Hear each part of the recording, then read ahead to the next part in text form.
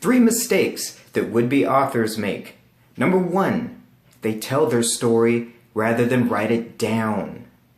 It's okay to maybe tell someone what your idea is, but you don't need to tell them beat by beat every single thing that happens. It's better to write the story down. So what exactly is the difference here? Well, when you actually tell people what your story is rather than write it down every single time, you lose a little bit more of the urgency you need to sit down and actually type the entire thing out. Eventually, if you tell it to enough people, you'll feel satisfied that you've already shown how brilliant you are and you've already experienced their reaction to the story you're trying to tell. Mistake number 2. They wait for inspiration to hit rather than scheduling time to write or scheduling time to sit and write.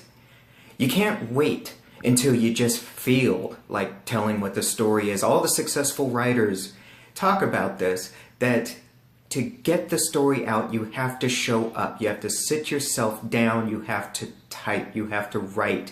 Whether you feel like it or not, you really have to treat it like an appointment or treat it like your day job. That it doesn't matter whether you feel good or not, you still show up and you do the job you need to do.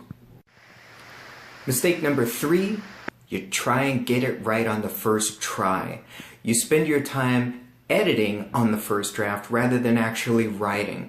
The most important thing is to get something down on the page.